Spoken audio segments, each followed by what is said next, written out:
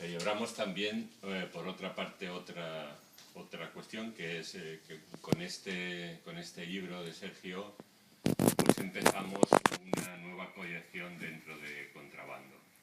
Al principio, cuando empezamos a publicar, no teníamos muy clara cuál era nuestra hoja de ruta y publicamos un libro de poesía de Aído Alcota, que la mayoría conocéis, como si fuera un libro más, ¿no?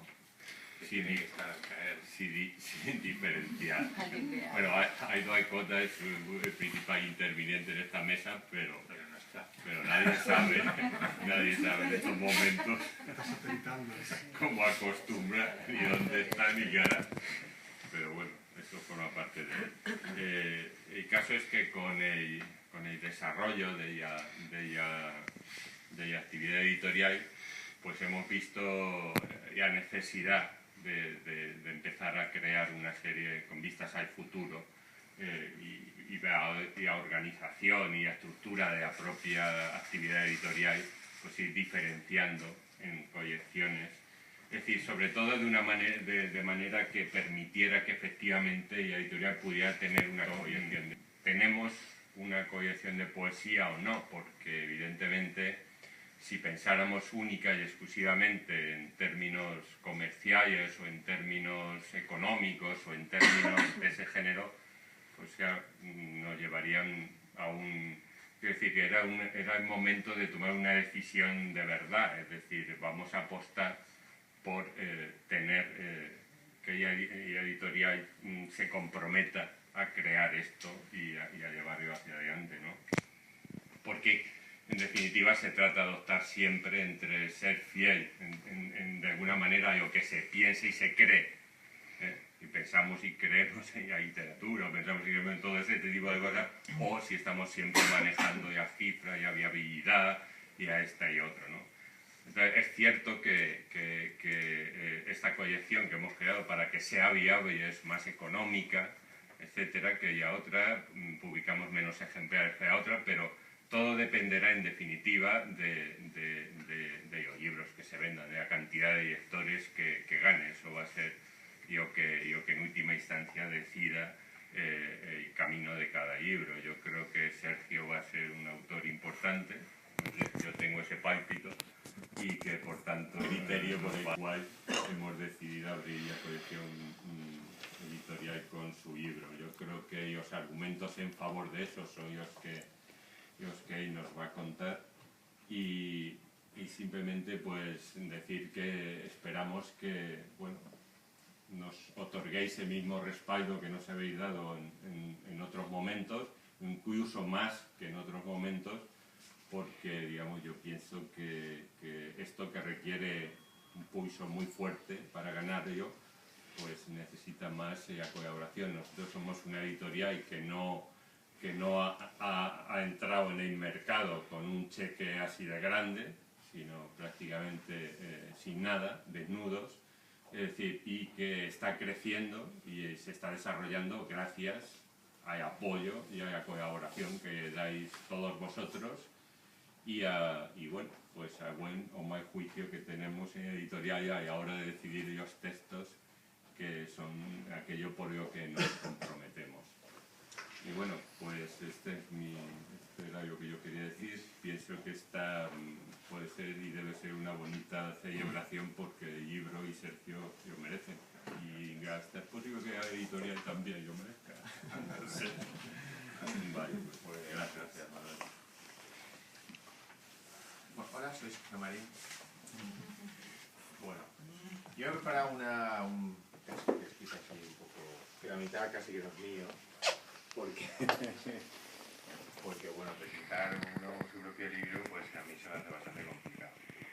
Entonces voy a empezar con unas palabras que me gustaría haber escrito a mí, pero que las escribió Bachelard, Gastón Bachelard, y que dicen así: en efecto, soy un soñador de palabras. Un soñador de palabras escritas. Creo leer. Una palabra me detiene. Dejo la página. Las sílabas de la palabra empiezan a agitarse.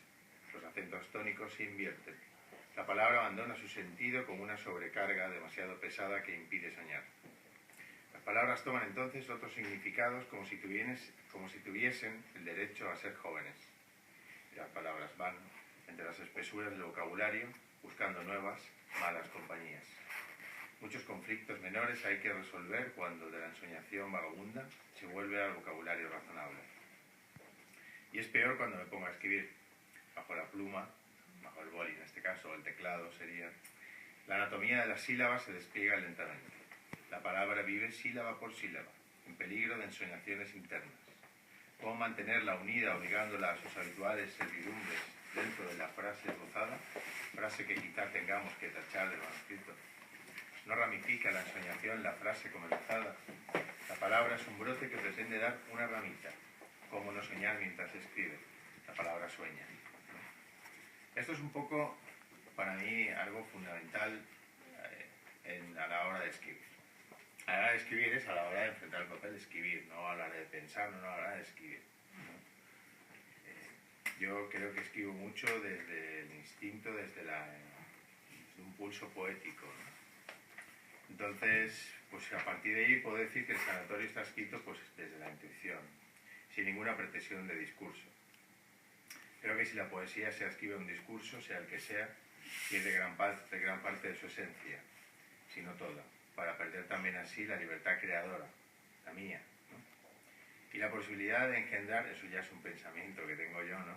Nuevos espacios o lugares también libres para que el lector pueda sorprenderse.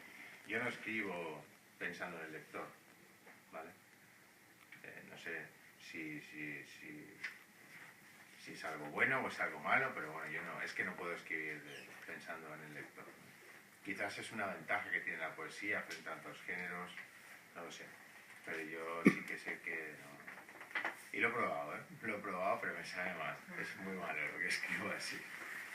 Bueno, ya respecto al poema del sanatorio, pues decir, hay siempre un residuo vivo de desesperación, donde quiera que mire o escuche. Y como dice Bretón, lo estuve leyendo el otro día, yo me alimento de esa desesperación y de sus lugares comunes, ¿no? Y todo participa de esa desesperación, aparece y desaparece, mezclándose con ese todo que somos, ¿no?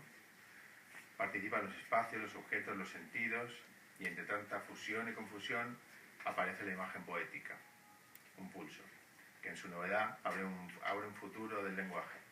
La imaginación es capaz de hacernos crear lo que vemos, como en la pintura. A mí me gusta mucho pensar en ese pulso creativo como en el pulso de la pintura, ¿no? La poesía y la pintura creo que están íntimamente ligadas, ¿no?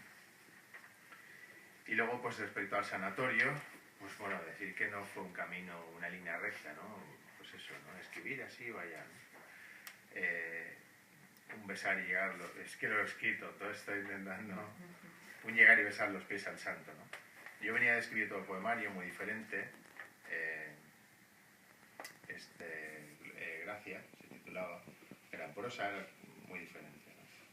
Y entonces, pues de repente en ese intento hay una pausa de escribir y intentas coger otro pulso hasta que lo coges, ¿sabes? Aparecen unos 4 o 5 poemas que es bueno, aquí hay algo, ¿no?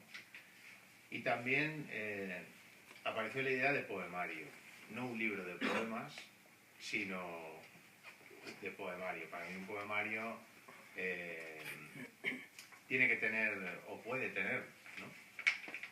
Una estructura, puede tener un hilo conductor, ¿sabes? Lo que te quiero decir, no sé. Que un principio y un final, incluso se podría decir, ¿no? Y a partir de ahí, pues bueno, empezaron, primero el poemario tiene 3 partes, están las llamas, o sea, salas y pasillos, y la gran sala, ¿no? La sala. Pero yo empecé escribiendo salas y pasillos, que no eran salas y pasillos, eran poemas. También tenía imágenes, luego las quité. Por aquel entonces estaba leyendo a Juan Luis Martínez, que es un poeta chileno que tiene un libro que tiene fotos y tal, y dices, bueno, hostia, pues lo voy a probar, ¿no? Pero bueno, luego evidentemente la imagen no iba, ¿no? Y bueno, luego sigue en el transcurso, y sin dejar de ser poseído por ese instinto, también escribí otro día otros poemas diferentes a estos, ¿no? Los leí cuando nos reuníamos y Nacho me dijo, hostia, esto que has encontrado aquí, sobre todo una música muy diferente, ¿no? Eran poemas con un ritmo y una música muy interesante, Y eso fue la sala, lo que después fue la sala. Y luego, más adelante, escribí Las llamas, que es el principio, que tienen otro, no sé, tienen un poco más de vértigo, más vertiginosas en cuanto a la forma, ¿no? Todo esto duró 6 meses y hubo tiempo para todo, ¿no? Sobre todo Carmen lo sabe muy bien, para disfrutarlo, para asquearse también de lo que uno escribe. Casi para odiarlo, aunque no llegas a odiarlo, pero sí que, bueno, de leerlo, de tal. Aunque bueno, a mí, mira, Coser un día me dijo, tengo la sensación, José Coser, un poeta cubano, me dijo, tengo la sensación de que tú escribes, de que sufres cuando escribes. Y yo le dije, no, yo soy un neurótico de libro, entonces yo sufro cuando no escribo, ¿no? Cuando escribo no sufro, ¿no?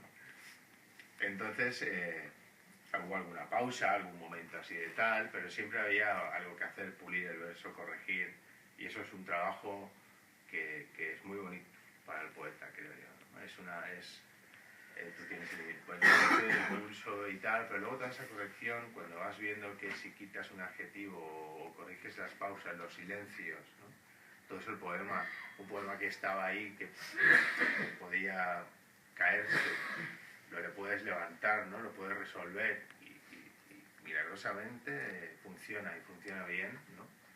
Pues entonces es una satisfacción, ¿no? Y es un trabajo que también los poetas, aunque no es un trabajo muy, quiero decir, no se dice o no parece que un poema sea algo escrito y ya está, requiere un trabajo impresionante, ¿no? Para dejarlo, por lo menos mi nivel de exigencia, y creo que el de Aldo también, ¿no?